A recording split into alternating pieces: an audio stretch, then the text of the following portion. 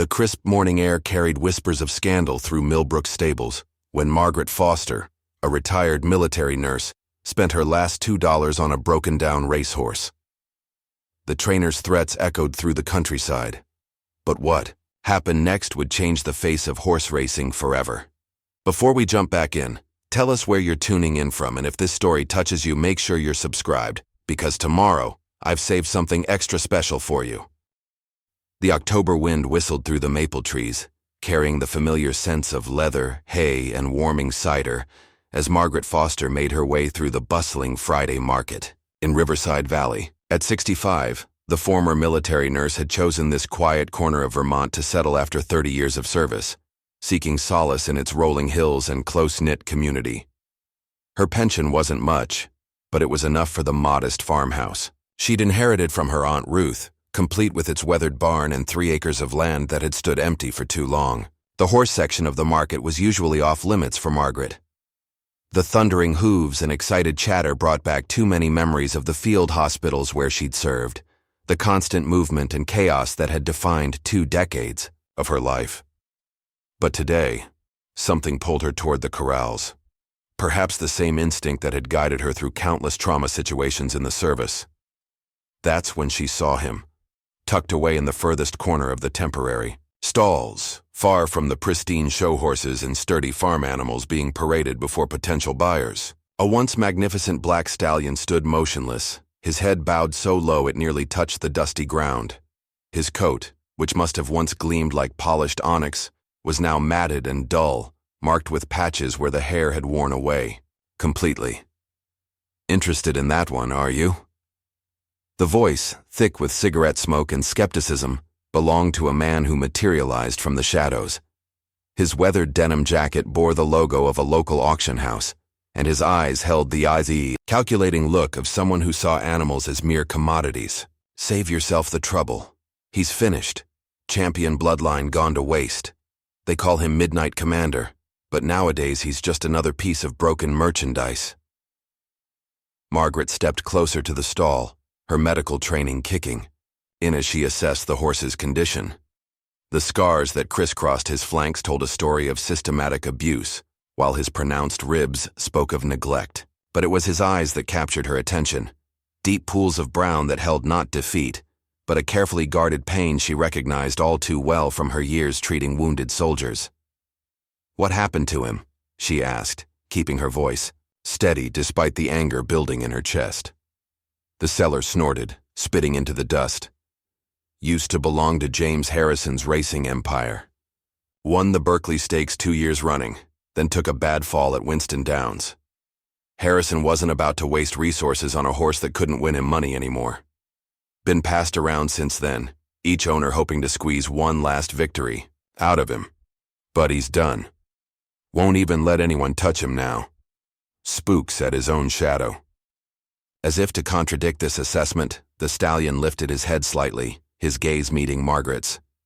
In that moment, she saw something that the seller had missed entirely. Beneath the fear and pain lay a fighter's spirit, one that reminded her of the countless soldiers she'd helped rebuild after trauma had shattered their worlds. "How much?" The words left her mouth before she could second-guess them. The seller named a price so low it made her heart ache. $2. Less than the cost of her morning coffee. Might as well be giving him away. The man shrugged. "Auction's tomorrow, and he'll probably end up at the processing plant anyway. Nobody wants damaged goods." Margaret felt her spine straighten, the same way it had when facing down superior officers who questioned her medical decisions. "Every living creature deserves a chance at healing," she said, reaching for her wallet. "Sometimes the deepest wounds aren't the ones you can see." A small crowd had gathered, watching the exchange with mixed expressions of curiosity and concern. Among them, an older man stepped forward, his practiced eye taking in the horse's condition.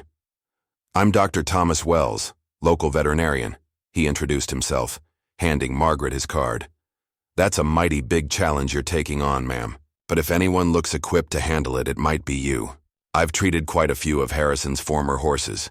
Never seen one in quite this state, though." Margaret accepted the card, recognizing a potential ally. "Margaret Foster," she replied.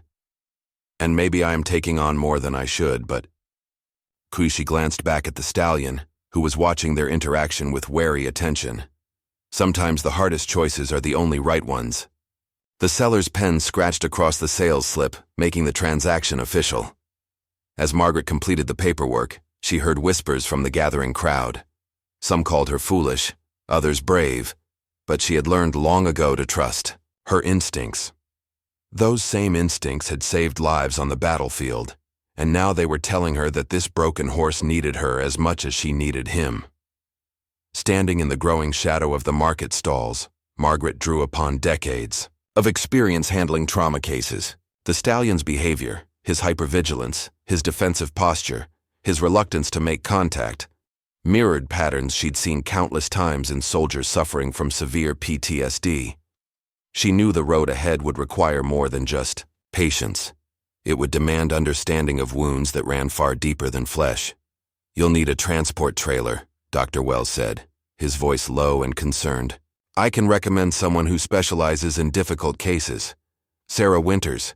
She's got a way with troubled horses." As they waited for Sarah to arrive, Margaret stood quietly near Midnight Commander's stall, careful to position herself where he could see her clearly. She began doing what had always come naturally during her years of service, talking softly to a wounded soul in pain. "They didn't break you," she murmured, noting how his ears twitched at the sound of her voice. "I've seen broken, and that's not what I see in your eyes. You're protecting yourself, and that's smart. That's survival." Dr. Wells returned with a steaming cup of coffee, offering it to Margaret as the autumn chill deepened. "I've been looking through my records," he said, his expression troubled. "Harrison's stable has a reputation.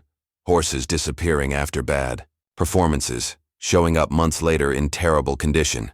But he's got connections, board members, racing officials, people who make investigations disappear." Margaret's jaw tightened. She'd faced similar situations in the military, corruption protected by rank and influence. "Well, this one won't disappear," she said firmly. "Not anymore." Sarah Winters arrived as the market was closing down, her specialized trailer drawing curious glances. The woman herself was younger than Margaret expected, with capable hands and keen eyes that immediately assessed the situation. "Dr. Wells filled me in," she said, extending her hand. "Former barrel, racer-turned-transport specialist. I've moved a few of Harrison's discards before. Each one breaks my heart a little more." She studied Midnight Commander thoughtfully. "He's in rough shape, but I've seen that look before. He's waiting to see if he can trust again." The loading process became an exercise in patience and respect. Margaret and Sarah worked in sync, using their experience with trauma to create an environment of calm. They positioned the trailer so Midnight Commander could see clearly inside and out, removed any elements that might create unexpected shadows or sounds, and simply waited. "In the field," Margaret explained quietly to Sarah, "we learned that pushing too fast often does more harm than good. Sometimes the best medicine is showing them they have control over what happens next." Hours passed. The market emptied, vendors packed up their stalls, and still they waited. Sarah shared stories of other difficult transportations, while Margaret spoke of her years treating combat trauma. As the sun began to set, Midnight Commander took his first tentative step toward the trailer.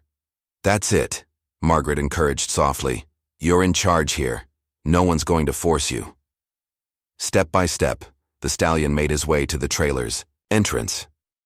Each movement was deliberate, testing, waiting for the punishment that had become his expectation. When he finally stepped inside, his whole body trembled. "Poor boy," Sarah whispered, securing the trailer with practiced care. "Someone's done a real number on him. See those marks on his flanks? Those are from spurs, nasty ones. And those scars around his chest? Training methods that went out of style for good reason." The drive to Margaret's property was slow and careful. Every bump in the road caused Midnight Commander to shift nervously, but Sarah's skilled handling kept the journey as smooth as possible.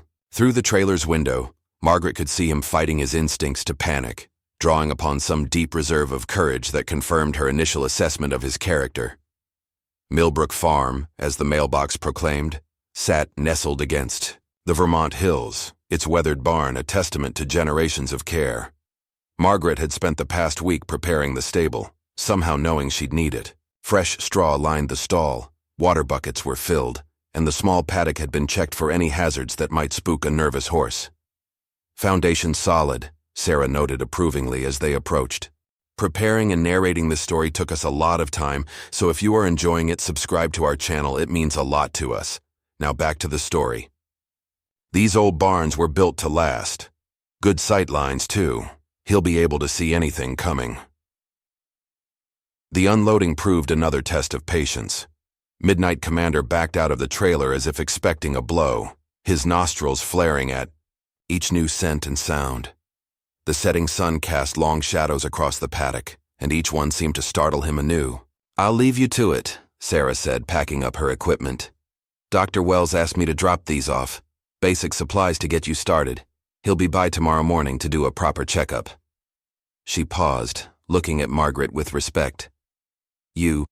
No, most people would think twice about taking on a case like this." Margaret smiled slightly, remembering countless nights in field hospitals, refusing to give up on patients others had deemed lost causes. "Good thing I've never been most people." Left alone with Midnight Commander, Margaret focused on establishing a sense of security. She moved methodically around the stable, keeping her movements predictable and her voice steady, the same techniques she'd used to help countless soldiers feel safe in medical tents across 3 continents. "The first night is always the hardest," she said softly, measuring out a small portion of the feed Dr. Wells had provided. "Everything's new. Nothing feels quite safe yet. I remember my first night at each new post, the unfamiliar sounds, the constant alertness, but you learn to trust your surroundings bit by bit." The stallion watched from the paddock, refusing to enter the stable. His muscles remained tense, ready to flee at the slightest provocation. Margaret recognized the hypervigilance. She'd seen it in young soldiers fresh from combat, in veterans struggling to readjust to civilian life. The body's way of trying to prevent further harm, even when the immediate danger had passed. As darkness settled over the farm, a light drizzle began to fall. Margaret pulled an old wooden chair under the stable's overhang, positioning herself where Midnight Commander could see her clearly. She wrapped herself in a worn army blanket that had accompanied her through 3 tours of duty. "You know," she continued, her voice carrying gently through the rain, "I used to tell my patients that healing isn't linear. Some days you move forward. Some days you need to step back, and both are perfectly acceptable. The key is knowing you're not alone in the process." Hours passed. The drizzle strengthened into steady rain, and Margaret's joints protested the damp and cold. But she had spent countless nights in worse conditions, watching over patients during critical hours. This was no different. Around midnight, something shifted in the atmosphere. Midnight Commander took one hesitant step toward the stable, then another.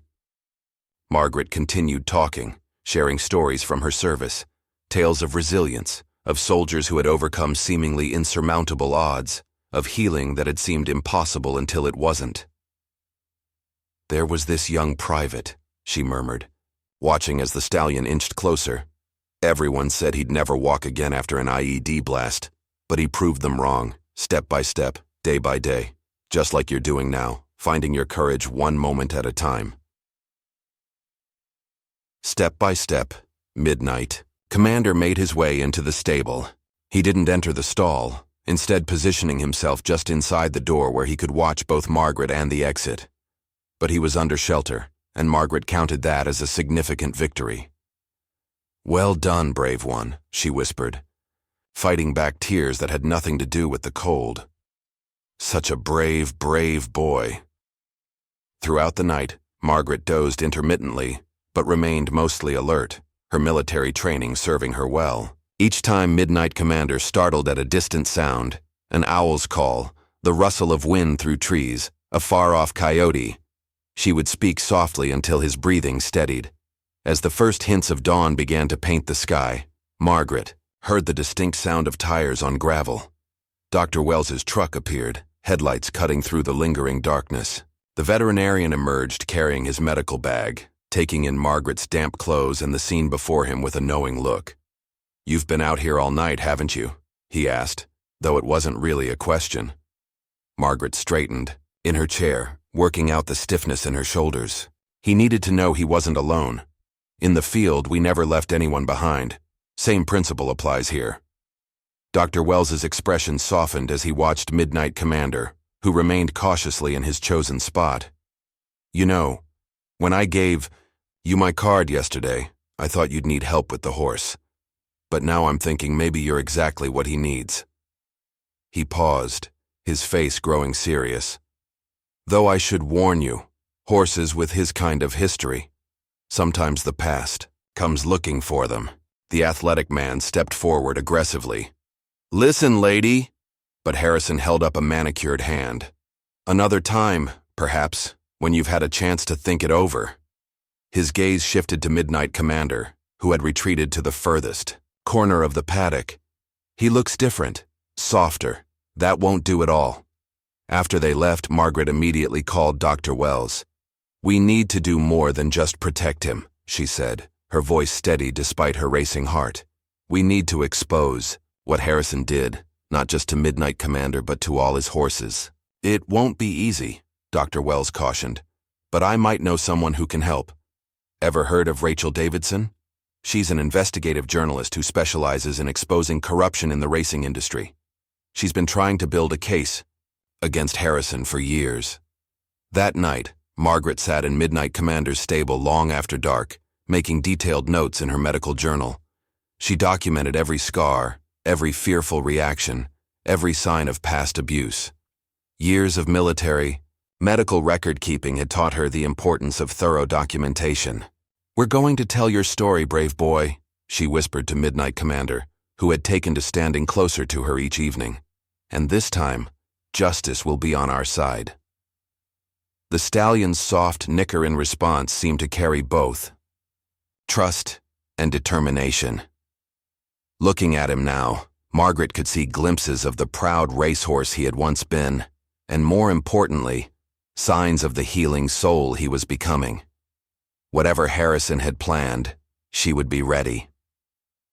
She hadn't spent 3 decades fighting for lives on the battlefield to back down now. Rachel Davidson arrived at Millbrook Farm 3 days later, her compact frame radiating an intensity that reminded Margaret of the war correspondents she'd encountered in the field.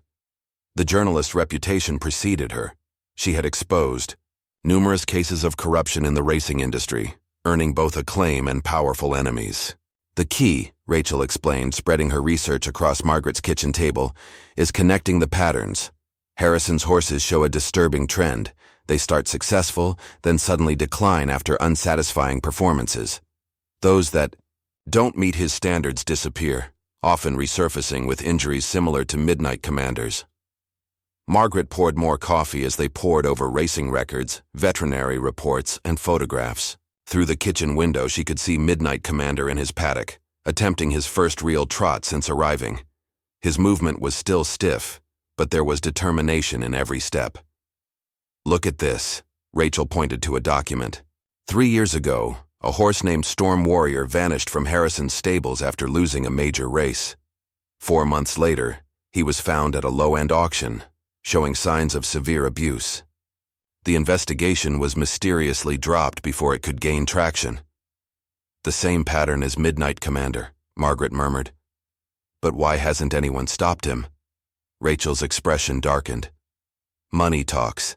Harrison's connected to some of the biggest names in racing. Plus, he's clever. Keeps changing veterinarians, moves horses between different properties, uses shell companies for transactions. But," she smiled grimly, "he's never faced someone with your particular set of skills before." Over the next few weeks, they methodically built their case. Dr. Wells contributed detailed medical records documenting Midnight Commander's injuries, matching them to specific abusive training practices. Former stable hands, protected by promises of anonymity, began coming forward with testimonies about Harrison's cruel methods. Meanwhile, Midnight Commander continued his journey toward trust. One misty morning, as Margaret sat reading in her usual spot by the paddock, something extraordinary happened. The stallion approached and for the first time lowered his head to her shoulder. The moment they touched, they both trembled, him from lingering fear, her from profound emotion. "Oh, my brave warrior," she whispered, tears sliding down her cheeks. "We're getting there, aren't we? Just like those soldiers who found their way back from the darkness, step by step, day by day." But Harrison wasn't idle. Strange cars began driving past the property at odd hours. Anonymous phone calls threatened legal action. Then one morning, Margaret found her paddock gate open, though thankfully Midnight Commander had chosen to stay near his stable, close to the safety he'd come to know. "He's trying to intimidate you," Rachel said when Margaret called her. "But we're almost ready. We have enough evidence now to take this to the Racing Commission and law enforcement."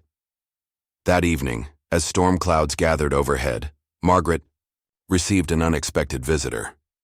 It was one of Harrison's former exercise riders, a young woman named Emma. Harrison isn't known for letting things go, especially when his reputation might be at stake. Margaret felt her military bearing assert itself, spine straightening despite her exhaustion. "Well then," she said, her voice carrying the quiet authority that had once commanded emergency medical units. "The past will find him well protected. I didn't spend 30 years patching up soldiers just to back down from a bully with an overinflated ego." The sun rose fully now, illuminating the stable in warm, golden light. Midnight Commander's coat, though still dull and marked with scars, caught the morning rays in a way that hinted at his former glory. More importantly, his posture had shifted slightly, still cautious, still ready for flight, but with the smallest suggestion that maybe, just maybe, he had found a safe harbor. "Let's get him checked out properly," Dr. Wells said carefully, setting down his bag. "Then we can discuss what comes next." "Something tells me this is just the beginning of a much bigger story." Margaret nodded, her tired eyes fixed on the horse who had already claimed a piece of her heart. In her decades of service, she had learned to trust her instincts. Those instincts were telling her that this rescue wasn't just about saving one horse. It was about exposing a system that had failed too many for too long. Over the next weeks, Margaret settled into a new rhythm of life centered around Midnight Commander's healing. Dr. Wells's thorough examination had revealed the full extent of his physical injuries: improperly healed tendon damage, signs of multiple stress fractures, and chronic inflammation in his right front leg. But it was the psychological trauma that concerned them most. "His racing records tell quite a story," Dr. Wells explained one morning, sharing coffee with Margaret in the stable yard while Midnight Commander grazed cautiously nearby. Multiple wins at prestigious tracks, consistently strong performances under Harrison's training. Then something changed drastically about 8 months ago. Margaret had begun researching James Harrison, and what she discovered disturbed her deeply. "There are rumors about his training methods, aren't there?" she asked, watching as Midnight Commander's ears twitched at a distant sound. Dr. Wells nodded grimly. "Rumors, yes, but never enough evidence for formal action. Horses would vanish from his stable after poor performances, only to resurface months later in terrible condition. But Harrison has friends in high places, and money has a way of making investigations disappear. The Racing Commission's turned a blind eye more than once." As if sensing they were discussing his past, Midnight Commander lifted his head, eyes alert. In the 4 weeks since his arrival, small signs of trust had begun to emerge. He would now eat, while Margaret sat quietly nearby, and occasionally he'd approach the fence when she read her medical journals in the paddock. "We had a breakthrough yesterday," Margaret shared, smiling at the memory. "I was humming an old military cadence, something about standing strong together, and he walked right up and stood beside me. Just for a moment, mind you, but still." Dr. Wells beamed at this progress, but his expression quickly turned serious. "Margaret, I should warn you. I've heard whispers that Harrison's been asking questions. Someone at the market recognized Midnight Commander, and word got back to him." Margaret felt her chest tighten. "He has no legal claim. I have the sale papers." "Legal claims aren't always what matter in cases like this," Dr. Wells cautioned. "Harrison has a reputation for taking what he wants, regardless of paperwork or proper channels." That afternoon, as Margaret went about her stable chores, She noticed Midnight Commander was more agitated than usual. His ears kept swiveling toward the driveway, and he stayed close to the barn instead of grazing. The reason became clear when she heard the sound of approaching vehicles. A sleek black SUV and a horse trailer pulled up to her gate. 3 men emerged, one elderly and expensively dressed, another middle-aged and athletic, and a third who moved with the threatening confidence of hired muscle. The well-dressed man approached the fence, his manner carrying the easy arrogance of someone unused to being denied. "Ms. Foster," his voice was smooth as polished marble. "I'm James Harrison. I understand you've acquired one of my former champions." Margaret moved to stand between Harrison and Midnight Commander's paddock, her military bearing automatically asserting itself. "Former being the operative word, Mr. Harrison. Midnight Commander has a new home now." Harrison's smile didn't reach his eyes. "Come now, surely we can discuss this reasonably. That horse represents years of breeding and investment. I'm prepared to offer you 10 times what you paid for him." "He's not for sale," Margaret replied firmly, "at any price."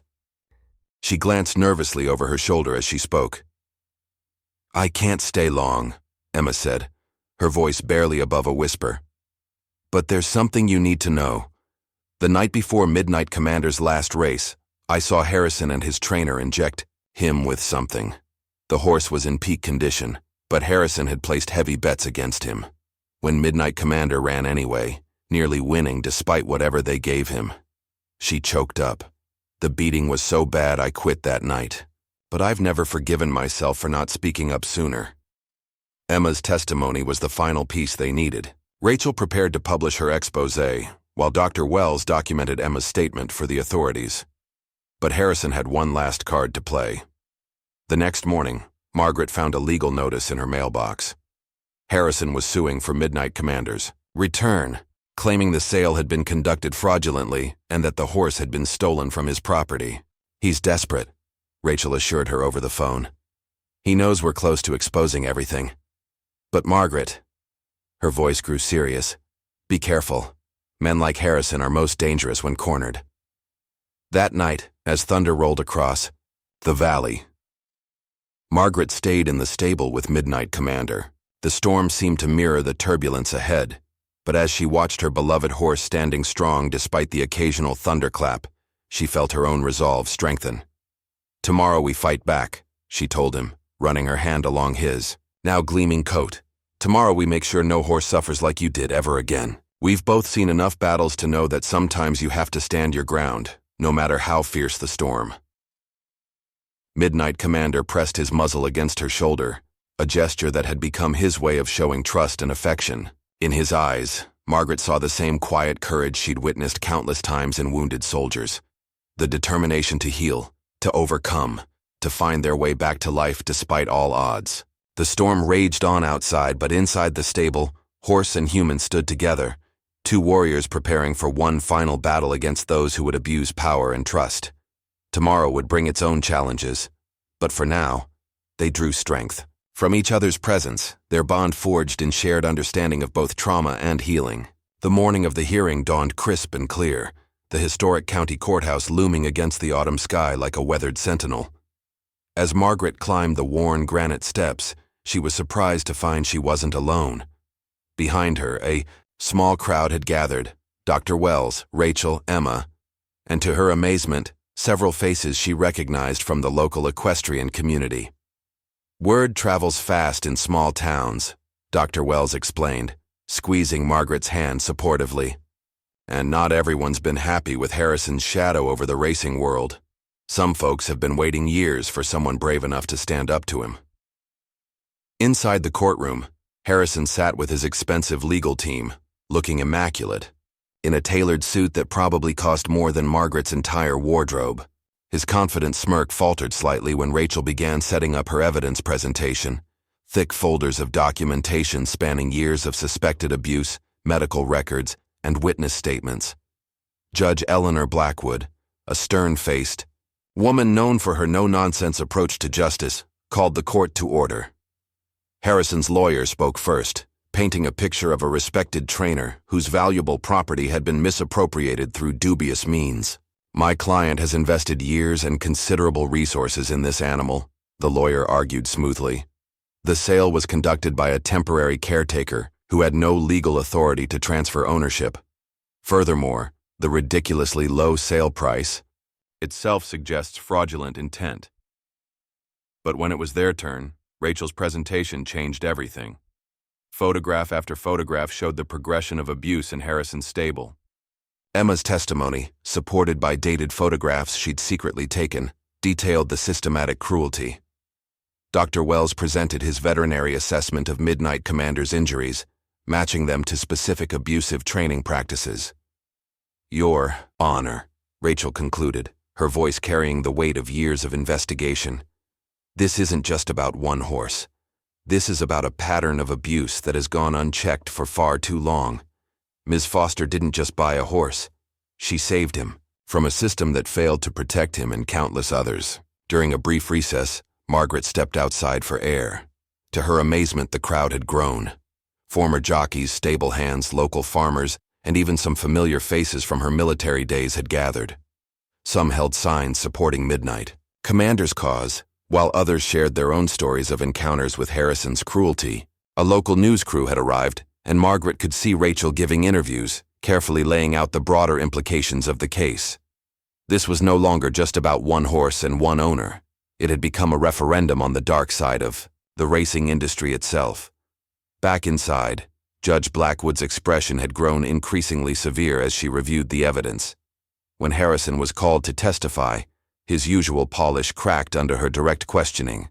"Mr. Harrison," she asked, her voice cutting through his elaborate explanations, "can you explain these betting records showing substantial wagers against your own horse on the day of his last race? And perhaps you could clarify why your veterinary records show administration of certain substances just hours before that same race?" Harrison's face reddened. That's not relevant to the ownership dispute."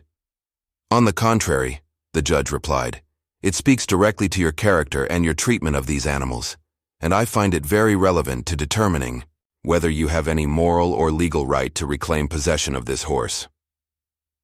The final blow came when the prosecution presented evidence of similar patterns with other horses from Harrison's stable. Bank records showed suspicious payments to racing officials, and medical records revealed a systematic pattern of abuse disguised as training accidents. Judge Blackwood's decision was unequivocal. "Not only do I find in favor of Ms. Foster retaining ownership of the horse known as Midnight Commander," she declared, her voice ringing through the now-packed courtroom, "but I am referring this substantial evidence of animal cruelty, race fixing, and possible criminal conspiracy to the proper authorities for immediate investigation." Harrison stormed out of the courthouse, followed by a barrage of questions from waiting reporters. But Margaret barely noticed. Her thoughts were already with Midnight Commander, waiting in his peaceful paddock at home, unaware that his story had just helped change the racing world forever. "This isn't over," Rachel warned as they gathered their materials. "The criminal investigation will take time, and Harrison still has friends in high places." Margaret nodded, thinking of all the battles she'd fought in her life, on battlefields, in field hospitals, and now in courtrooms. "Some fights are worth having," she said quietly, "no matter how long they take. Every soldier I treated, every life I fought to save, taught me that." That evening, as the sun set over Millbrook Farm, Margaret sat in her usual spot by the paddock. Midnight Commander stood beside her, his head lowered to her shoulder, in what had become their evening ritual. His eyes, once dull with fear, now held a gentle wisdom that touched her soul. "We did it, boy," she whispered, stroking his neck. "But this is just the beginning, isn't it?" Already her phone had been buzzing constantly with messages.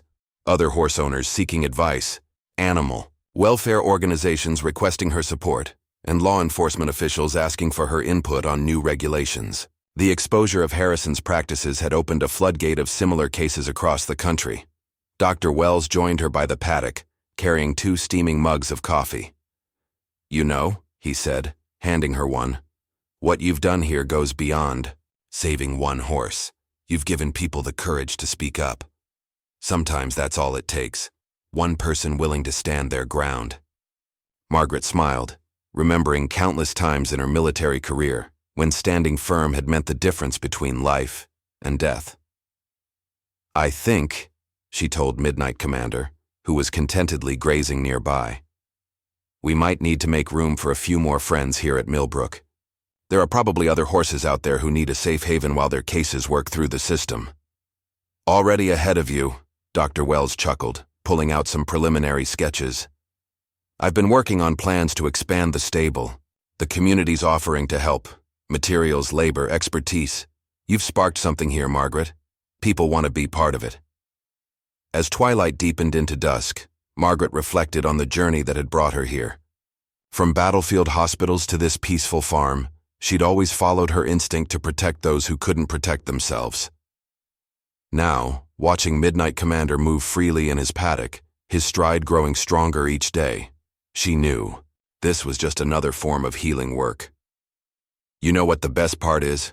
she said to Dr. Wells, who had lingered to share in the peaceful moment. "Every time I see him choose to trust again, every time he takes another step forward, it reminds me that healing is always possible. No matter how deep the wounds, no matter how long the journey." The stars were beginning to appear in the darkening sky, and in the distance, the lights of other farms twinkled like earthbound constellations. Tomorrow would bring new challenges: the criminal investigation, the media attention, the responsibility of possibly expanding their sanctuary. But for now, in this quiet moment, Margaret felt a deep sense of peace. She had found her new mission, one that would combine her medical experience with her warrior's spirit in ways she never could have imagined. And beside her, strong and proud in the gathering darkness, stood living proof that sometimes the greatest victories come not on battlefields or in courtrooms, but in the quiet moments when a wounded soul learns to trust again. 1 year later, Millbrook Farm had transformed in ways Margaret could never have imagined. What began with one rescued racehorse had blossomed into something extraordinary. With the help of community donations and grants sparked by Rachel's continued coverage of the Harrison case, Margaret had expanded the property to include 8 additional stalls and several specialized paddocks. On this particular spring morning, Margaret stood at her kitchen window, cradling her morning coffee as she watched the sunrise paint the paddocks in golden light. Midnight Commander, now healthy and confident, led his small herd in their morning routine. Beside him grazed Spirit, a former showjumper with severe anxiety issues, Thundercloud, an ex-racehorse who'd been saved from a similar situation as Midnight Commander, and 4 other rescued horses, each with their own story of survival. "Quite a change from last year," Dr. Wells remarked, arriving for his weekly checkup. He'd become more than just a veterinarian. He was Margaret's closest friend and partner in running what they now called Millbrook Sanctuary for Healing Hearts.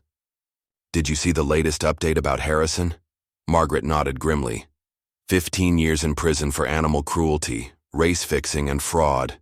Rachel's article really opened the floodgates. Investigators found evidence of abuse going back nearly 2 decades.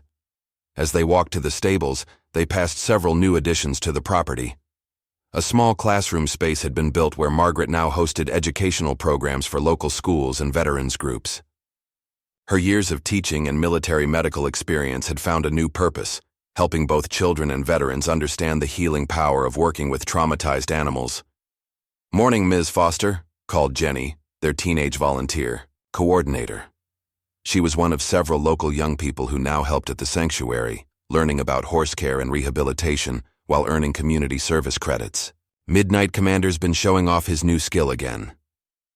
Indeed, the stallion had developed a remarkable ability to sense when new rescue horses were struggling to adjust. He would stand beside them, offering silent companionship until they began to trust their new surroundings.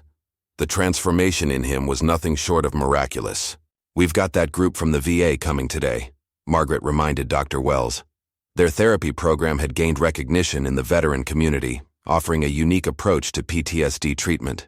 Weekly visits brought veterans who found peace in the quiet company of understanding animals, many of them discovering parallels between their own healing journey and those of the horses.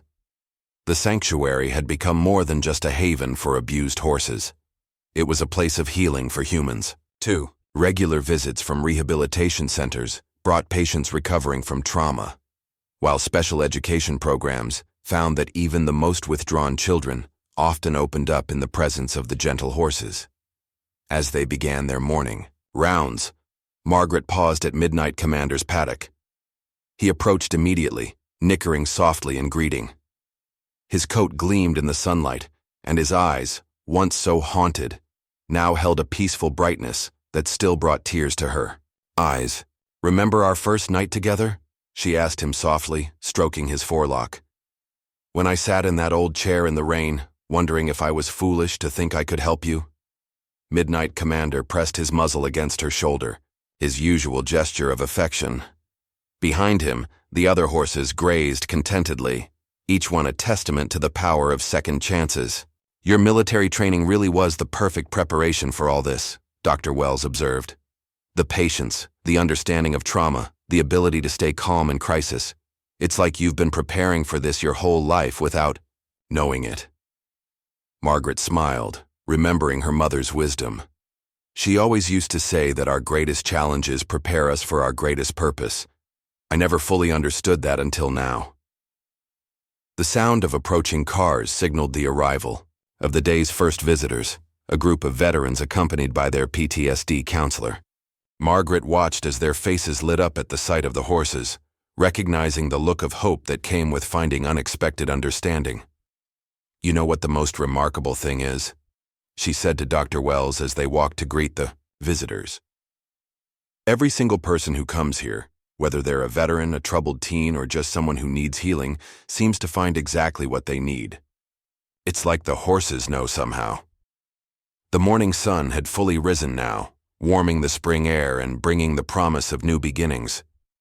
In the paddocks, Midnight Commander stood tall, watching over his herd with the quiet confidence of one who had found his purpose. From the parking area came the sounds of veterans sharing their stories, of volunteers preparing for the day's activities, of life continuing to unfold in all its complex beauty. "Well," Margaret said, straightening, her shoulders with the bearing that had served her through countless military missions, "shall we begin today's healing?" As she walked toward the parking area to greet her visitors, Margaret reflected on how one decision, one moment of compassion for a wounded soul, had rippled outward to touch so many lives. Millbrook Sanctuary had become more than just a safe haven. It was a testament to the transformative power of understanding, second chances, and the undying spirit of those who refuse to give up on themselves or others. The impact of Millbrook Sanctuary extended far beyond its peaceful Vermont borders. Margaret's innovative approach to combining equine therapy with veteran care had caught the attention of national organizations. One crisp autumn morning, she found herself preparing for a visit from Senator Claire Matthews, head of the Veterans Affairs Committee. "You've created something extraordinary here," the senator remarked, watching as Midnight Commander gently guided a newly arrived rescue horse around the paddock. "The success rates with your veteran programs are remarkable. We're seeing outcomes that traditional therapy hasn't been able to achieve." Margaret led the senator through the expanded facilities, now featuring specialized areas for different therapeutic approaches. The original stable had grown to include a covered arena for bad weather, additional paddocks designed for specific rehabilitation needs, and a modern medical facility where Dr. Wells could treat more serious cases. "It's the combination of physical and emotional healing that makes the difference," Margaret explained, pausing to greet a group of veterans working with the horses. "These animals understand trauma in a way that resonates with our veterans. They speak the same language of survival and recovery." The sanctuary now employed several former military medical personnel, each bringing their own expertise to the program. Sarah Chen, a former combat medic, had developed a specialized protocol for working with amputees, using the horses to help veterans regain both physical balance and emotional confidence. "When I first came here as a patient," Sarah shared with the senator, "I couldn't imagine getting back to work. But watching Midnight Commander's journey, seeing how he overcame his trauma and learned to help others, it showed me a way forward." The morning's therapy session was in full swing. In one paddock, a young veteran with severe PTSD worked quietly with Spirit, the anxious show jumper. Both horse and human moved with careful awareness of each other's triggers, creating a dance of mutual understanding and healing. "That's Michael," Margaret told the senator softly. "When he first came here, he couldn't stand to be in open spaces. Now look at him. He's one of our most successful cases. He'll be starting training as a therapy assistant next month." The senator's aide was furiously taking notes as they continued their tour. They passed the education center, where a class of nursing students was learning about trauma-informed care through the lens of equine rehabilitation. The sanctuary had become a training ground for medical professionals seeking to understand complex trauma responses. The Harrison case opened more than just legal doors, Margaret explained. It showed people that trauma recovery isn't just about treating symptoms. It's about creating an environment where healing feels safe enough to happen. As if on cue, Midnight Commander appeared at the fence line, his presence drawing everyone's attention. The transformation in him still amazed Margaret daily. His coat gleamed with health, his eyes bright with intelligence and peace. But most remarkably, he had developed an uncanny ability to select the veterans who needed him most. "Watch this," Margaret said quietly to the senator. A new veteran had just arrived, standing uncertainly at the edge of the parking area. His body language spoke of hypervigilance and distrust, feelings Margaret recognized all too well. Midnight Commander lifted his head, studying the newcomer intently, then moved with purpose toward that section of the fence. "He does this every time," Dr. Wells explained, joining them. "Somehow he knows exactly who needs that first connection. We've started calling it his medic sense, just like Margaret used to have in the field." The veteran, despite his obvious anxiety, found himself drawn to Midnight Commander's calm presence. Within minutes, they were sharing the same quiet space, neither demanding anything from the other, both seemingly understanding the importance of that first step toward trust. "Your funding request," the senator said, turning to Margaret.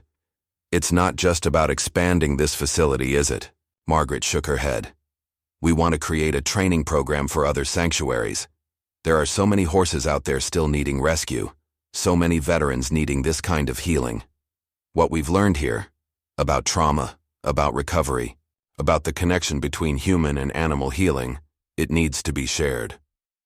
The senator watched as more veterans arrived for their sessions, each greeted by the gentle presence of horses who understood their struggles.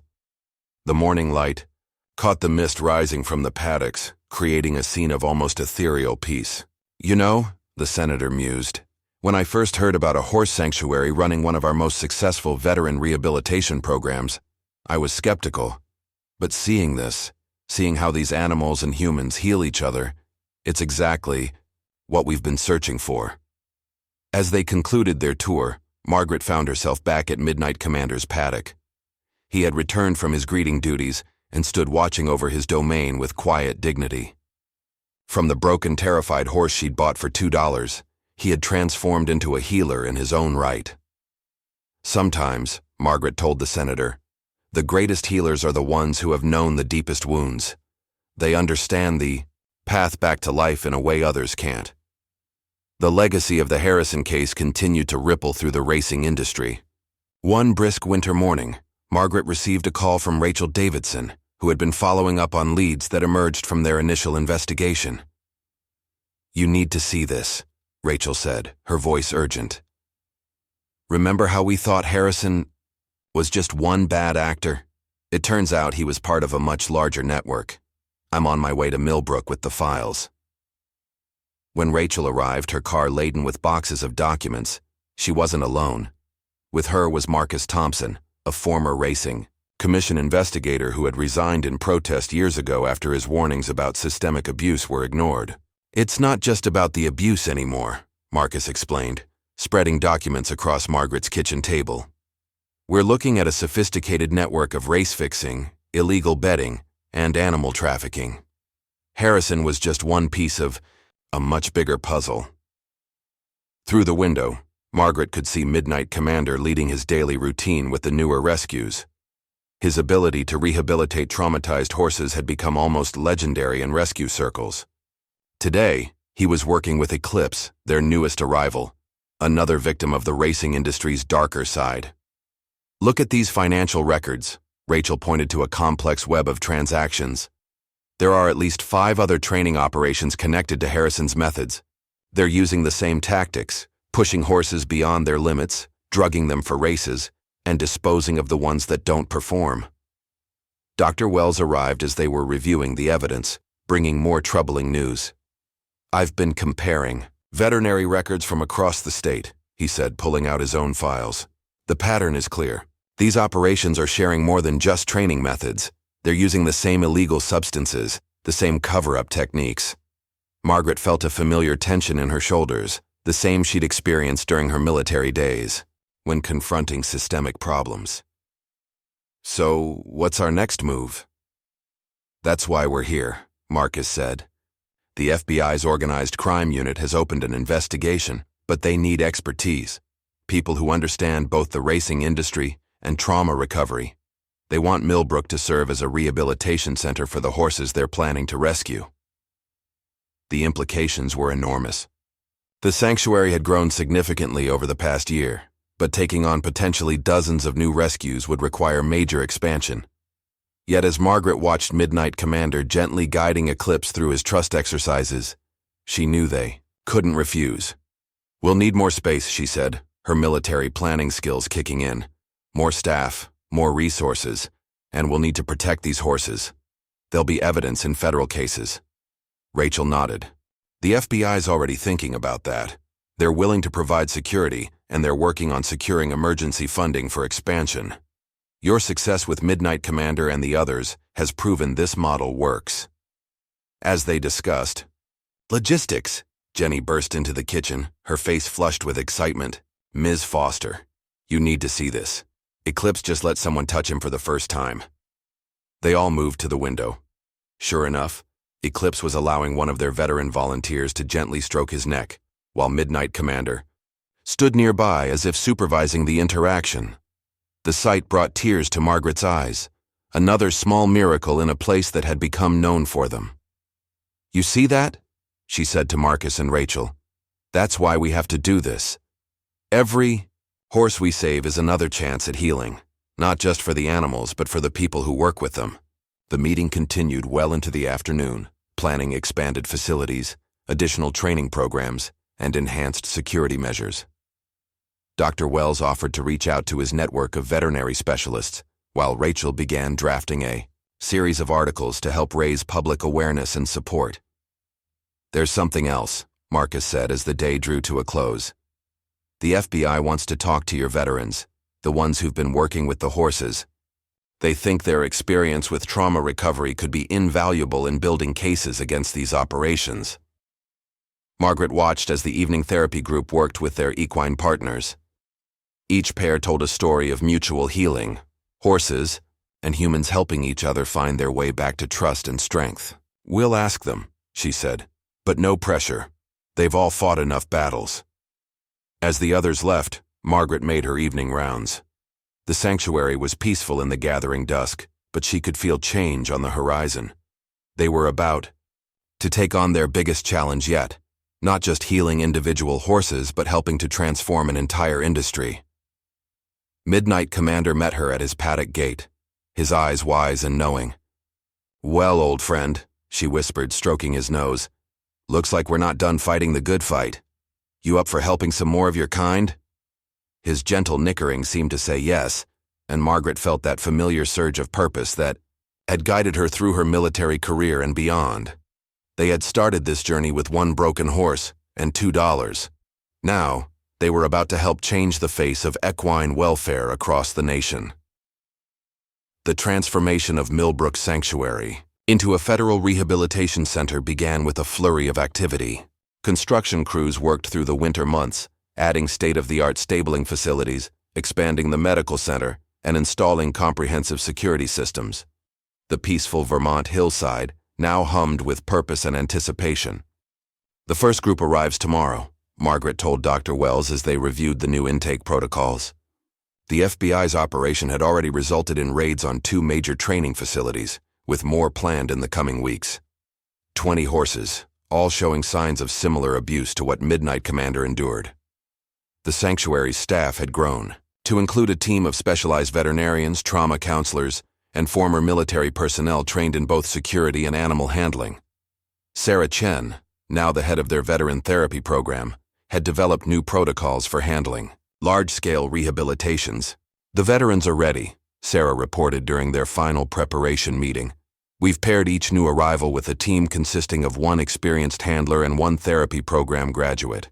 Midnight Commander has been incredibly helpful in training them.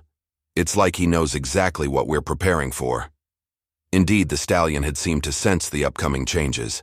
He'd been spending more time near the new facilities, watching the construction with keen interest. His own journey from broken racehorse to healing mentor had become a blueprint for their expanded mission. "The FBI liaison called," Rachel Davidson said, joining them with fresh coffee. She'd temporarily relocated to Vermont to document the sanctuary's expansion. "They're bringing something else besides the horses. Files, hundreds of them. Records. Of every race, every injection, every training accident. They want us to help correlate the physical evidence with the documentation." Margaret nodded grimly.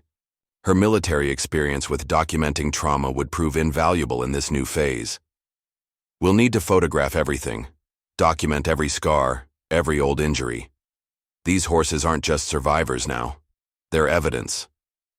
The next morning dawned clear and cold. Margaret stood watching as the first transport trucks wound their way up the sanctuary's driveway, each carrying horses that had endured unimaginable abuse in the name of profit. FBI agents accompanied the convoy, along with a team of forensics, veterinarians. "Just like old times," Dr. Wells said softly, standing beside her. "Triage, assessment, beginning the long road to healing. Only this time we're not just saving lives, we're changing an entire system." The unloading process was methodical, each horse carefully documented before being settled into their new accommodations. Some were obviously terrified, others seemingly resigned to whatever new torment awaited them. Margaret's heart ached at their condition, even as her mind cataloged injuries and behavioral signs she'd seen too many times before. Midnight Commander watched the proceedings from his paddock, his attention focused on each new arrival. When one particularly traumatized mare began to panic during unloading, he moved to the nearest fence line and nickered softly. The mare froze, then visibly calmed, as if recognizing a kindred spirit. "That's why we need him," Margaret explained to the FBI agent documenting the interaction. "He speaks their language, understands their trauma in a way we never fully can. He's not just a success story, he's become a healer in his own right." The day progressed with military precision. Each horse was examined, photographed, and settled into carefully prepared stalls. The veterans worked tirelessly, their own experiences with trauma helping them understand the importance of creating a safe, predictable environment. By evening, Margaret was exhausted but satisfied. The first phase had gone as smoothly as could be expected. She made one final round, checking on their new charges, many of whom were eating properly for the first time in months. "Ms. Foster," called Jenny, hurrying up with a tablet. "You need to see this. We've been comparing the new arrivals' racing records with the documentation Rachel uncovered. The pattern is even clearer now. The same drugs, the same abuse tactics, even the same cover-up language in the records." Margaret studied the data, her military training helping her spot patterns that might have eluded others. "Send copies to the FBI team. This could help them identify other operations using similar methods." As darkness fell over Millbrook, Margaret found herself back at Midnight Commander's paddock. He stood at the fence, his presence as reassuring as ever. "You know," she told him, "when I bought you for $2, I thought I was just saving one horse. I never imagined we'd end up here, helping to dismantle the very system that hurt you." The stallion's gentle nicker seemed to carry understanding. Behind them, the lights of the new facilities glowed softly, each one sheltering another soul beginning their journey toward healing. Tomorrow would bring new challenges, more rescues, more evidence to document, more battles to fight in the ongoing war against animal cruelty. But for now, in the quiet of a Vermont evening, Margaret felt a deep sense of rightness. Every skill she'd learned in the military, every lesson in healing trauma, every moment of patience with Midnight Commander, it had all led to this. They weren't just running a sanctuary anymore. They were changing the face of equine welfare, one rescued soul at a time.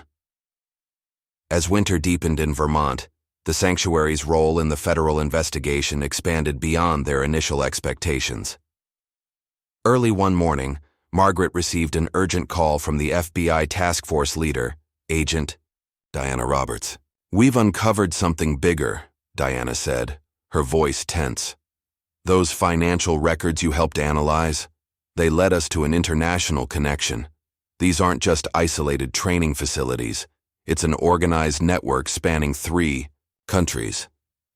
Within hours, the sanctuary's conference room had transformed into an operational center. Maps and documents covered the walls, showing the intricate web of connections between racing stables, betting syndicates, and shell companies. Rachel Davidson's investigative work had helped expose how the abuse of horses like Midnight Commander was just one part of a larger criminal enterprise. "Look at these shipping records," Marcus explained, pointing to a complex series of transactions. "They're moving horses between countries to hide their conditions and avoid scrutiny. When a horse shows signs of breaking down, they don't just dispose of them. They sell them through a series of front companies, making it nearly impossible to trace their origins." Margaret felt her military training kick in as she studied the patterns. "These transfer dates," she noted, "they align with major racing events. They're cycling horses through different identities, using them until they break, then making them disappear into the system." Dr. Wells arrived with more disturbing news. "I've been consulting with veterinarians in Europe and Asia. The drug protocols we found here match cases they've seen. It's the same combination of performance enhancers and pain suppressants, just marketed under different names." The sanctuary's work had become crucial to building the federal case.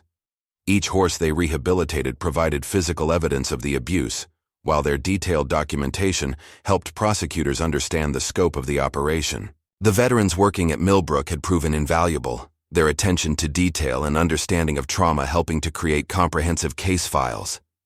Midnight Commander's case was the key, Rachel said, reviewing her latest article.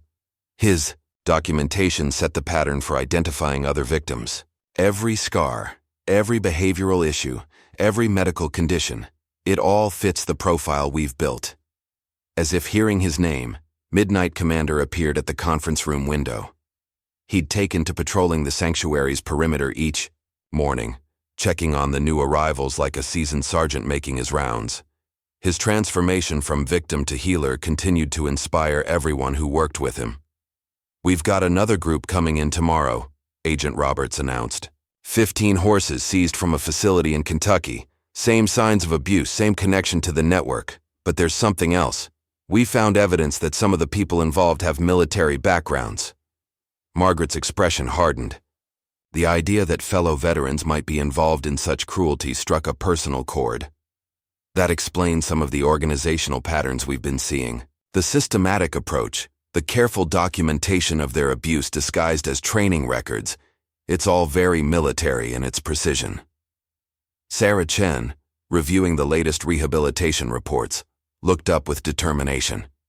"Then we'll use our own military training to fight back. Every horse we heal, every piece of evidence we document, brings us closer to shutting them down." The sanctuary had developed new protocols for handling the increasing number of rescues. Each new arrival was assigned a team consisting of a veterinarian, a trauma-informed handler, and one of their veteran volunteers. Midnight Commander had become an integral part of the intake process, his presence helping to calm the most traumatized horses. "What these horses need most," Margaret explained to a group of new volunteers, "is predictability and safety. Just like soldiers returning from combat, they need to relearn that not every sudden movement means danger, not every human touch brings pain." As evening approached, Margaret made her rounds of the expanded facility. The new stables housed horses in various stages of recovery, each one representing another piece of evidence against the criminal network. The sound of gentle nickering and soft voices filled the air as the evening therapy sessions began. "You know what amazes me most?" Dr. Wells said, joining her on her rounds. "Every horse we save doesn't just provide evidence for the case. They become part of the healing process for others. Just like Midnight Commander showed us, the ones who overcome their trauma often become the best teachers for those still struggling. Margaret paused at Midnight Commander's paddock, where he was gently introducing himself to one of the newly arrived horses. His technique was always the same, patient, non-threatening, showing through his own calm presence that recovery was possible. We're not just fighting abuse anymore, Margaret reflected, watching the interaction. We're building a new model for healing, one that recognizes the connection between animal and human trauma recovery. Every success here proves that change is possible. The lights of the sanctuary glowed warmly against the winter darkness, each one representing another soul on the journey from victim to survivor. Tomorrow would bring new challenges, new rescues, new battles in their ongoing fight against cruelty. But tonight, watching Midnight Commander in his role as healer and teacher, Margaret knew they were on the right path.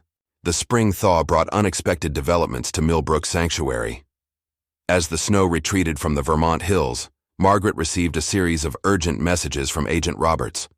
The FBI's investigation had uncovered a crucial witness, someone from deep within Harrison's original operation, who was finally ready to talk. His name is Thomas Bradford, Agent Roberts explained during a secure video call. He was Harrison's head trainer for 15 years, responsible for implementing many of the abusive training methods. He's agreed to testify, but he has one condition. He wants to see Midnight Commander first. The request sent a chill through Margaret's spine. This was the man who had overseen Midnight Commander's torture, who had transformed a magnificent racehorse into a terrified, broken creature. The same horse who now stood proud and strong, helping other traumatized animals heal. Why? Margaret demanded, her protective instincts flaring. Haven't they done enough to him? Bradford claims seeing Midnight Commander's transformation might help him provide better testimony, Rachel Davidson added, having joined the call. He says there are details about the operation he's been holding back, but seeing the difference in the horse might help him find the courage to reveal everything. Dr. Wells, who had been listening quietly, spoke up. From a documentation standpoint, having Bradford identify specific training methods that caused particular injuries could strengthen the prosecution's case significantly. But, he added, looking at Margaret, this has to be your decision. You know Midnight Commander better than anyone. Margaret spent the afternoon observing her beloved horse as he worked with the newest rescues. His gentle authority, his intuitive understanding of their fear, his patience in showing them a different way, all of it stood in stark contrast to the terrified animal she'd purchased for $2. "What do you think, old friend?" she murmured, watching him guide a nervous mare through her first voluntary interaction with humans. "Ready to face your past, to help others." The decision was made more complex by the sanctuary's expanded role in the federal investigation. They weren't just rehabilitating horses anymore. They were helping to build cases that could change the industry forever. Bradford's testimony could be crucial in exposing the full scope of the abuse network. Sarah Chen, drawing on her military experience, helped develop a protocol for the meeting. "We control everything," she insisted. "The timing, the location, the duration. Bradford doesn't set foot in the sanctuary proper. We'll use the observation area near the new paddocks. And we have security personnel present at all times." The day of Bradford's visit dawned clear and cool. Margaret had positioned trusted veterans at strategic points around the property, while Dr. Wells stood ready to monitor Midnight Commander's stress levels. The horse himself seemed to sense the importance of the moment, standing proud and alert in his paddock. Bradford arrived, under FBI escort, looking smaller and older than Margaret had imagined. His hands shook slightly as he approached the fence, his eyes fixed on Midnight Commander. The horse, remarkably, showed no sign of fear or agitation. Instead, he regarded his former tormentor with what could only be described as dignified indifference. "My God," Bradford whispered, tears streaming down his face. "What have we done? I never thought they could come back from what we did to them." For the next 2 hours, Bradford talked. He detailed training methods, named collaborators, and revealed the locations of documentation that could implicate dozens of others in the abuse network. But more importantly, he spoke about the gradual corruption of his own soul, how he had justified cruelty in the name of victory, sacrificed his humanity for profit. "Watching him now," Bradford said, gesturing to where Midnight Commander was calmly demonstrating to a group of rescued horses how to accept a gentle touch. "It's like seeing everything we should have been doing, everything we could have been." Margaret, standing beside Agent Roberts, felt a complex mix of emotions. Part of her wanted to rage at this man who had caused so much suffering, but another part recognized something she'd seen many times in her military service, the possibility of redemption, even from the darkest acts. "Your testimony will help us save others," she said finally. "That's what matters now." As Bradford was led away, Midnight Commander approached the fence where Margaret stood. His gentle nudge against her shoulder carried its usual comfort. But today it seemed to hold something more, an acknowledgement perhaps, that facing our past is sometimes necessary for healing the future. "You've taught us all something today," she told him softly, stroking his gleaming neck. "About courage, about forgiveness, about the power of choosing to move forward without letting the past define you." The sanctuary was quiet that evening, but it was a peaceful quiet, filled with the gentle sounds of horses settling in for the night. Margaret sat in her usual spot, watching as the sunset painted the paddocks in gold, reflecting on how far they'd come from that first rainy night when a terrified horse had learned to trust again. Tomorrow would bring new challenges, more rescues to heal, more battles to fight, more wounds to mend. But tonight, she could take comfort in knowing that even the deepest scars could fade, given enough time, love, and the chance to help others heal. The weeks following Bradford's testimony brought unprecedented changes to the racing industry. One crisp morning, Margaret sat in her office, surrounded by news reports detailing the widespread impact of the federal investigation. Major racing organizations were implementing stricter oversight, reform legislation was being drafted, and training facilities across the country were being subjected to thorough inspections. "You need to see this," Rachel said, bursting into the office with her laptop. Harrison's network wasn't just about abuse and race fixing. They were using the stables as fronts for money laundering. The FBI just arrested 3 more prominent trainers and 2 racing officials. Dr. Wells arrived moments later with equally significant news.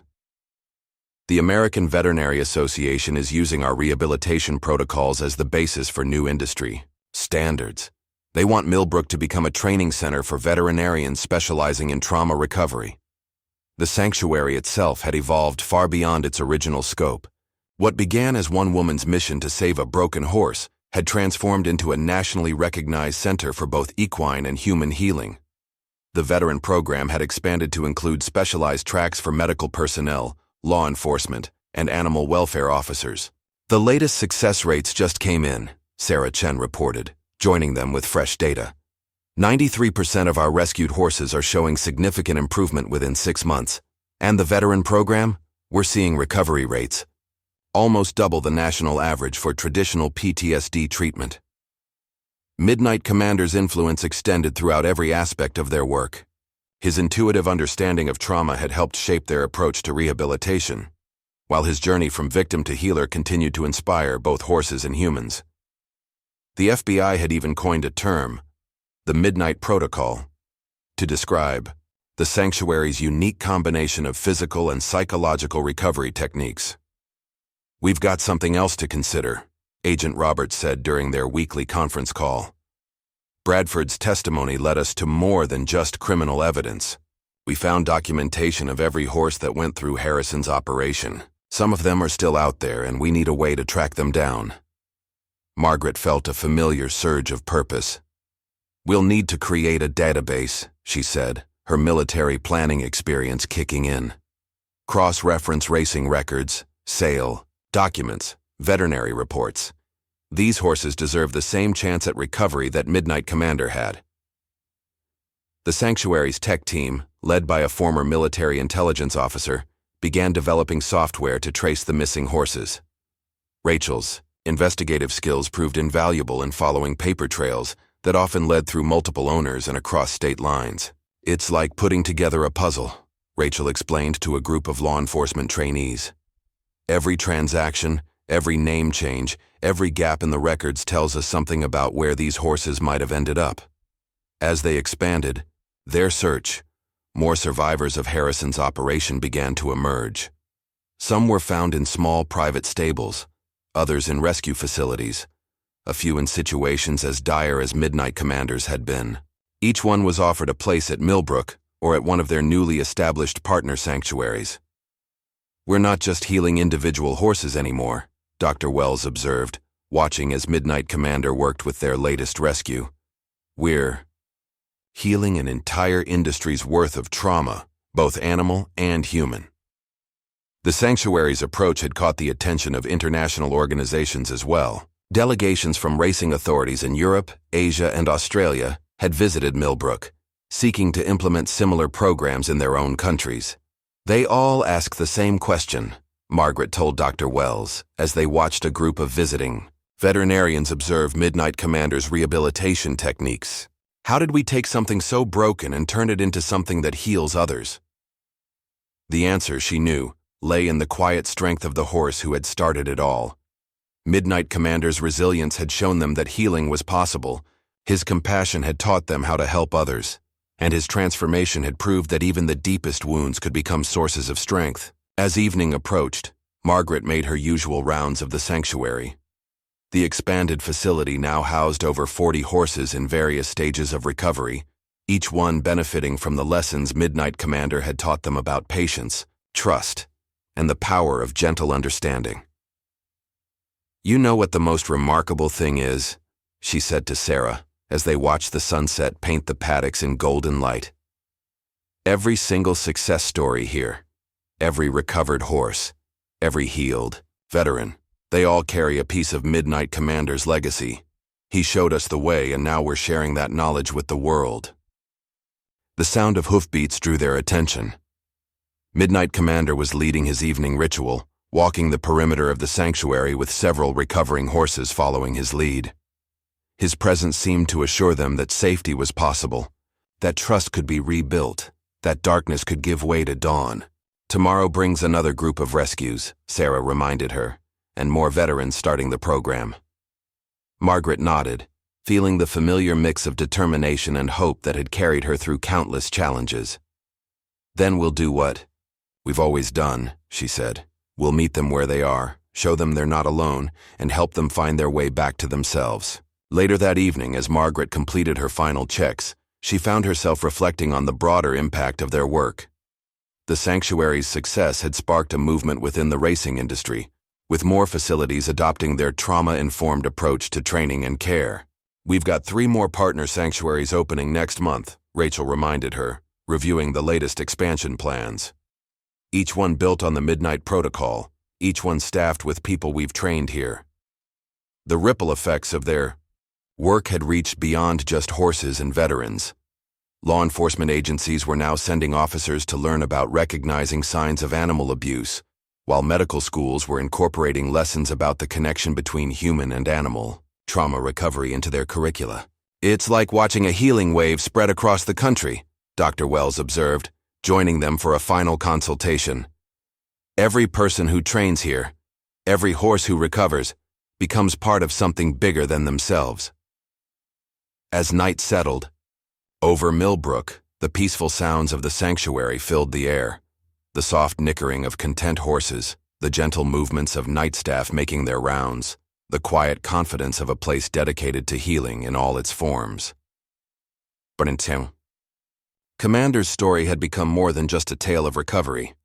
It had become a blueprint for transformation, a testament to the power of understanding and patience, and a reminder that sometimes the greatest healing comes from helping others find their way back to light. Tomorrow would bring new challenges, new souls seeking sanctuary, new battles in their ongoing fight against cruelty. But tonight, watching Midnight Commander standing peaceful and proud under the stars, Margaret knew that every step of their journey had been worth it. 2 years after purchasing Midnight Commander for $2, Margaret Foster stood at the podium of the National Equestrian Convention, preparing to address the largest gathering of racing industry professionals in the country. The journey, from that rainy night at the market to this moment, seemed almost surreal. "We stand at a crossroads," she began, her military bearing evident as she surveyed the packed auditorium. "The old ways of training through fear and dominance have led us down a dark path, But Millbrook Sanctuary has shown us there's another way, a way that honors both the spirit of the horse and the integrity of the sport.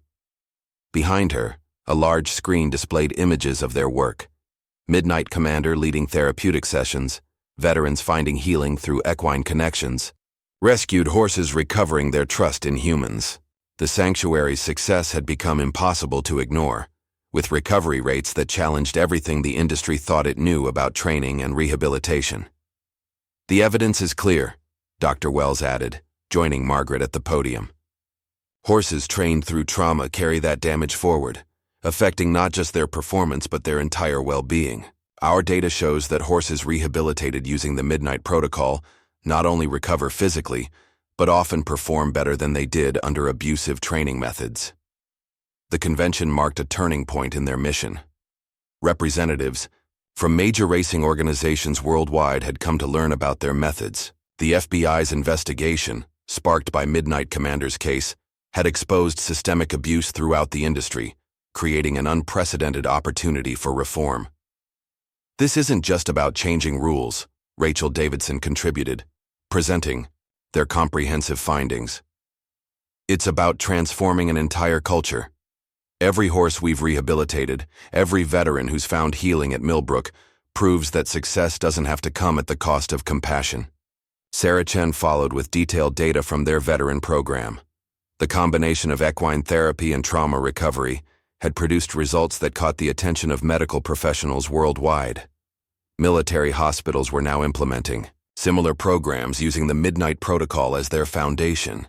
"What we've learned from Midnight Commander," Margaret continued, "is that healing is not just about recovering from past trauma. It's about creating a new paradigm where such trauma never happens in the first place. Every horse has the potential to be a champion, but true championship comes from trust, not terror." The sanctuary's approach had already begun to influence racing regulations. New guidelines based on their rehabilitation protocols were being implemented across the country. Training facilities were required to meet stricter standards, with regular inspections and mandatory reporting of injuries. But perhaps most importantly, Margaret concluded, we've learned that every broken spirit has the potential to become a healer. Midnight Commander wasn't just saved, he became a teacher, showing us how to help others find their way back from darkness. The presentation ended with recent footage of Midnight Commander working with their newest rescues. The once broken horse moved with grace and purpose, his gentle authority helping other traumatized animals learn to trust again. The transformation from that terrified creature in the market to this confident healer never failed to move those who witnessed it. After the presentation, Margaret found herself surrounded by industry professionals, eager to learn more. Racing organizations offered funding for expansion, veterinary schools requested training partnerships, and government agencies sought their expertise in crafting new regulations. "This is just the beginning," Agent Roberts told her during the reception. "The changes you've sparked here are spreading internationally. We're seeing similar reforms being adopted in racing industries across Europe and Asia." Back at Millbrook, the sanctuary continued its vital work. The facility had grown to include specialized rehabilitation units, training centers for veterinary professionals, and expanded programs for veterans and trauma survivors. Each day brought new challenges, but also new victories in their ongoing mission. That evening, as Margaret made her final rounds, she found Midnight Commander in his favorite spot, overlooking the paddocks where newer rescues were beginning their journey to recovery. His presence seemed to radiate calm assurance, a living testament to the power of resilience and the healing force of compassion. "You started all this, you know," she told him softly, stroking his gleaming neck. "That $2 investment turned into something that's changing the world, one broken spirit at a time." The sanctuary's lights glowed warmly against the darkening sky, each one representing another soul on the path to healing. From that first desperate night to this moment of triumph, their journey had proved that sometimes the greatest transformations begin with the smallest acts of kindness. Tomorrow would bring new challenges, new horses needing rescue, new battles against cruelty and ignorance. But tonight, standing beside the horse who had started it all, Margaret knew that their work had created ripples that would continue to spread, touching lives both human and equine for generations to come. 5 years after that fateful market day, Millbrook Sanctuary stood as a testament to the transformative power of compassion and perseverance. The once modest farm had evolved into an internationally recognized center for healing, its methods reshaping both the racing industry and trauma recovery worldwide. On this particular autumn morning, Margaret Foster stood in the same spot where she'd first brought Midnight Commander home. The sanctuary now sprawled across hundreds of acres, featuring state-of-the-art rehabilitation facilities, training centers, and peaceful paddocks, where hundreds of rescued horses found their way back to trust. Hard to believe it all started with $2 and a broken horse, Dr. Wells remarked, joining her for their morning rounds. The years had added silver to his hair, but his dedication to their mission remained unchanged. Have you seen today's news? Margaret nodded, smiling. The Racing Commission had just announced the final implementation of the Midnight Protocol as the industry standard nationwide. Every training facility would now be required to follow their trauma-informed approach, with regular inspections and mandatory rehabilitation programs for any signs of abuse. James Harrison's parole hearing was denied again, Rachel Davidson added, approaching with her ever-present notebook. She'd turned their story into a best-selling book, bringing worldwide attention to their cause. The board cited the ongoing impact of his crimes on both animals and the industry. The sanctuary's success had sparked a revolution in equine care. Their methods were now taught in veterinary schools across the globe, while their veteran program had become a model for military hospitals and PTSD treatment centers. Every week, brought visitors from around the world, eager to learn their approach to healing. The new international facility opens next month, Sarah Chen reported, reviewing their expansion plans. Similar sanctuaries, all based on the Millbrook model, were being established in Europe, Asia, and Australia. They're already asking about training staff. But perhaps the most remarkable transformation remained Midnight Commander himself. The terrified horse Margaret had rescued now stood as a symbol of resilience and hope. His intuitive ability to help other traumatized animals heal had become legendary in rehabilitation circles. "Watch this," Margaret said softly, gesturing to where Midnight Commander was working with their newest arrival, a severely abused mare who had been rescued from an illegal racing operation. His approach was gentle but confident, showing her through his own example that trust was possible. "You know what amazes me most?" Dr. Wells observed. "Every horse he helps seems to develop the same ability to help others. It's like he's creating a legacy of healers." The sanctuary's impact extended far beyond its gates. Their work had helped expose and dismantle numerous abuse networks, leading to stronger regulations and enforcement worldwide. The racing industry, once resistant to change, had embraced their methods after seeing the improved performance and well-being of properly treated horses. "We've got something special planned for next week," Rachel announced. "The governor's declaring October 15th Equine Welfare Day in honor of Midnight Commander's rescue date. They want to use it to promote awareness about animal abuse and trauma." Recovery. As they walked the grounds, Margaret reflected on their journey. Every paddock held a story of transformation, every recovered horse a testament to the power of patience and understanding. The veterans who found healing here had gone on to become advocates and trainers themselves, spreading their message of hope and recovery. "Remember what you told me that first night?" Dr. Wells asked, watching Midnight Commander guide another nervous rescue through their trust exercises. "About every living being deserving a chance at healing?" Margaret nodded, feeling the weight of those words 5 years later. "I had no idea how far that chance would take us." The sanctuary had become more than just a place of healing. It was a beacon of hope, showing that even the deepest wounds could become sources of strength. Every success story here, every recovered spirit, carried forward Midnight Commander's legacy of resilience and compassion. As the sun set on another day of healing, Margaret made her way to Midnight Commander's paddock. He met her at the fence, his eyes wise and gentle, so different from the terrified creature she'd first encountered. Behind him, the lights of the sanctuary glowed warmly, each one representing another soul on the journey from darkness to light. "Look what you started, brave boy," she whispered, stroking his neck. "All because you found the courage to trust again." The evening air carried the peaceful sounds of the sanctuary, soft nickering, gentle movements. the quiet confidence of creatures who had found their way home. Tomorrow would bring new challenges, new souls seeking healing, new opportunities to spread their message of hope and transformation. But tonight, standing beside the horse who had started it all with a $2 leap of faith, Margaret knew that their work would continue to touch lives for generations to come. For in the end, Midnight Commander's story had become more than just a tale of rescue and recovery.